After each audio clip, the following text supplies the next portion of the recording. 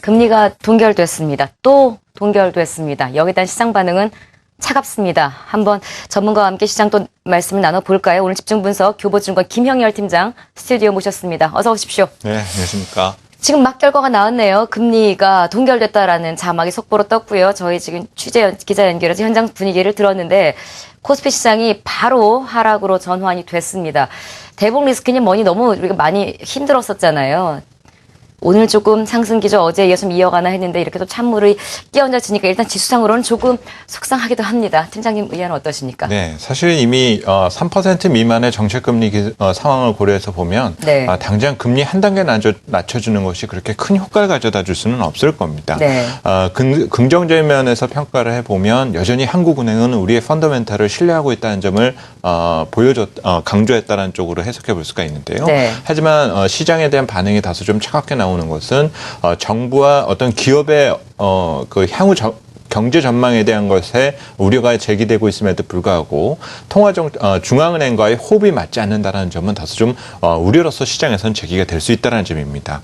물론 정부와 정책 당국 간의 어떤 불협화음이 있을 수는 쉽지는 않겠지만은 전반적인 어떤 통화 정책 기조가 어떤 실물 경제 참여자들에 대한 목소리를 또 반영하지 못하는 점 등도 좀 문제가 될 수 있는 부분이겠거든요. 결국 1분기 결과치를 포함한 2분기에 우리 한국의 매크로 지표 등을 점검하면서 전반적으로 이번의 선택이 정말 올바랐던 것인지 아니면 뭔가 기회를 실개한 것인지에 대한 어떤 재평가 과정이 당분간 반복되지 않겠냐고 예상이 되어집니다. 미국이나 일본이나 돈 막 풀면서 이게 실질적으로 효과가 좀 있었잖아요. 그렇습니다. 그래서 우리나라 너무 늦은 거 아니냐. 4월 달에 이번 달에 인하를 하더라도 과연 외국인들이 우리 시장에 들어올 것인가.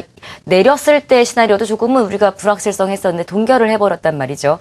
긍정적으로 굳이 보자면 아직은 인하 안 해도 된다 이렇게 해석하겠지만 이게 좀 억지처럼 느껴지는 건 왜일까요? 네, 우선은 최근 일본과의 어떤 상대 격차가 많이 벌어지면서 특히 네. 이제 주식 투자자 입장에서는 그런 어떤 그 요구가 더 강해질 수밖에 없다는 점인데요.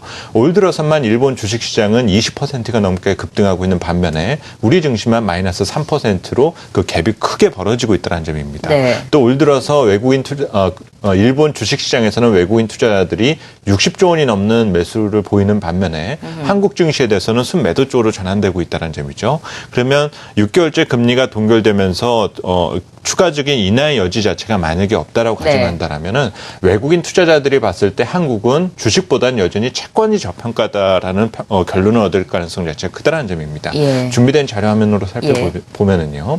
현재 주식 대 주식으로 비교하면 20%나 급등한 일본보다 한국이 싸 보이는 것은 분명히 당연한 수순일 겁니다. 네. 하지만 일드갭을 기준해서 각 나라별 채권 대비 주식의 저평가 정도를 살펴보면 미국과 일본, 한국이 전혀 변별력이 없는 상황이거든요.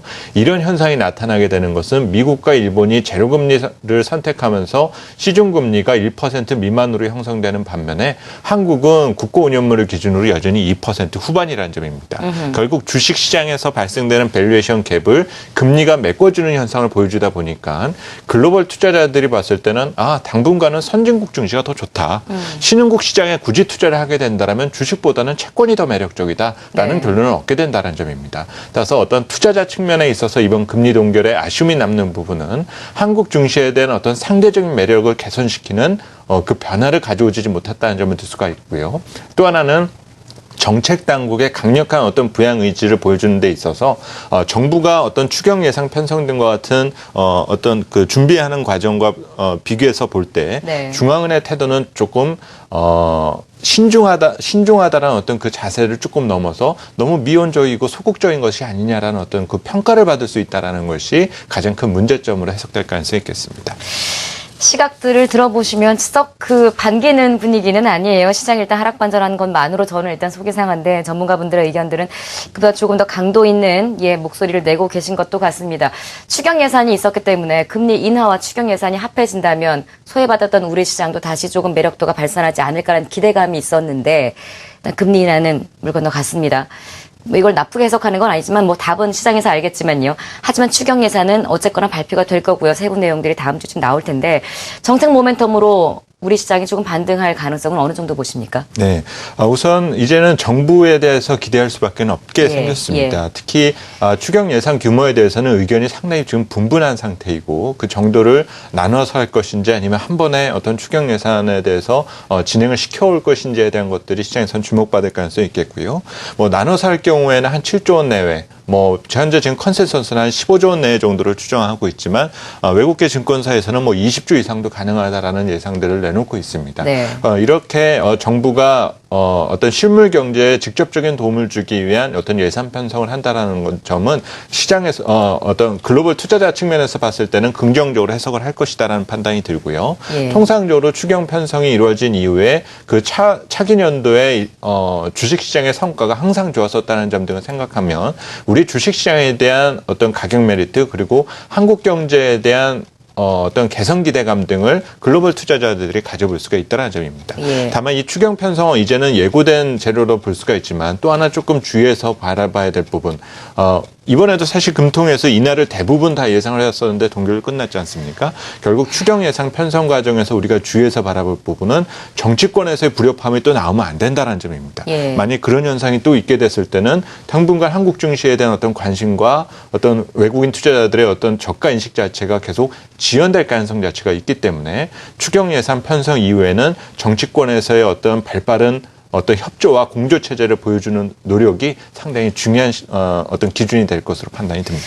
주식 시장만 보자면 우리 시장이 못 가는 가장 큰 원인 중에 하나가 이제 외국인들의 외면이었었잖아요. 그래서 이 외국인들에게 어떻게 우리 시장을 조금 더 또 매력적으로 좀 잘 보일까 이제 이런 분위기가 이제 여러 가지 금리 인하나 추경 예산 이런 것들이 함께 좀 힘을 발휘했으면 했었는데 그 부분에 이제 계속 아쉬움이 있으신 것 같아요. 그렇더라도 우리 시장의 반등 모멘텀을 좀 찾아봐야 될 것 같습니다. 저 지금 걱정인 게 오늘 또 옵션 만기일이잖아요. 그렇지 않아도 걱정하지 말라라고는 했었는데 지금 전 그것도 조금요.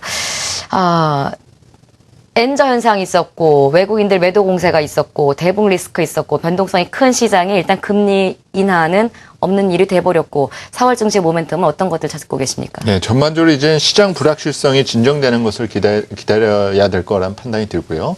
지정 확정 리스크와 엔화 약세 속도가 좀 빨라졌다는 점은 물론 약간의 추세적 의미를 담고는 있지만 오히려 변동 요인이 조금 더 크다는 점입니다. 어떤 국지전의 상황으로 최악의 상황으로까지 연결되지 않는다라면 지정 확정 리스크는 시간이 경과될수록 진정될 가능성이 크다라고 볼 수가 있고 엔화 약세도 현재의 어떤 일본의 통화 정책 기조로만 놓고 보면 당분간 계속될 것 같지만 최근의 상황은 조금 그 속도가 빨랐었던 면도 분명히 있다는 점입니다. 준비된 자료 화면으로 설명을 드리겠는데요. 현재 엔달러 환율이 100엔 돌파를 앞두고 있는 상태입니다. 과거 엔달러 환율의 10년 평균 수준이 약 104엔 그리고 20년 평균이 110엔 정도이기 때문에 현재 일본 중앙은행의 통화정책 의지 등을 감안해서 놓고 보면 엔화 약세는 조금 더 진행될 가능성 자체는 분명히 있다는 점입니다. 하지만 이제부터 중요한 것은 일본보다는 미국의 태도가 좀 더 중요하다고 볼 수가 있는데요. 사실 일본 중앙은행은 2013년까지의 어떤 유동성 공급 계획을 이미 다 밝힌 상황입니다. 그러면 여기에서 속도를 조정하게 될 것은 이제 미국의 몫으로 바뀌었는데 미국의 경제가 정말 좋고 지금의 달러 강세를 계속 용인할 수 있게 된다면 엔저는 정말 당분간 계속될 가능성이 있습니다. 하지만 최근 미국 경제가 그렇게 아주 활력을 되찾았다라고 볼 수는 없고 고용 문제라든지 소비 문제를 여전히 또 잠재적으로 안고 있는 상태이기 때문에 미국 역시 어떤 달러 공급을 다시 한번 강도 높게 재개할 가능성 자체는 있다는 점이죠. 이 변화 속에서 엔화가 진정된다라면 그동안 우리 수출주 센티먼트가 많이 위축된 부분이 조금 개선될 수 있는 여지 등은 있다는 점입니다. 따라서 4월의 전반적 증시 모멘텀은 호재를 찾는 것은 상당히 어렵지만 현재 노출된 어떤 불확실성이 얼마나 무난하게 완화될 수 있는지 그리고 시장이 흡수될 수 있는지를 체크하시는 것이 어떤 단기 방향성 점검에 우선 중요한 기준점이 되지 않겠냐라고 판단이 듭니다. 네, 마지막 질문 드려야 될 것 같습니다. 코스닥 시장이 또 한창 망부생시키다가 어제 반등하고 오늘도 금리 결정과는 상관없이 지금 코스닥 시장은 빨간불을 잘 지키고 있는 상황입니다. 코스닥 시장의 추세적인 반등이 추가적으로 이어질지 여부와 함께 또 무언가 이제 결과가 자꾸 나오니까요. 포트폴리오의 어떤 전략의 변화가 필요할지 함께 좀 묶어서 답변 부탁드리겠습니다. 네, 우선 지난주 금요일 이후에 코스닥 시장이 좀 변동성이 커지지 않았습니까? 예. 그 이유는 외국인과 기관 투자자들의 매도가 나올 때 일시적인 어떤 수급 불균형에서 그 의미가 나타났다라고 판단이 됩니다. 하지만 코스닥 시장에 대한 추가적인 랠리의 가능성은 여전히 있다라는 판단이 드는데요. 그 이유를 설명을 드리면 이 준비된 자료 화면으로 설명을 드리겠습니다. 올해 들어서 코스닥 시장 내의 일별 수익률에 대한 정규 분포를 그려보면 유가증권 시장과 비교해 봤을 때 수익 확률이 조금 더 높은 것으로 확인이 되고 있습니다. 네. 특히 지난해와 비교해 보면 극빈값의 발생 확률, 다시 말해서 변동 위험은 조금씩 줄어들고 있는 상황이 나오고 있는데요. 이는 현재 중소형주들이 추세적 의미를 담고 있다는 쪽으로 해석해 볼 수가 있습니다.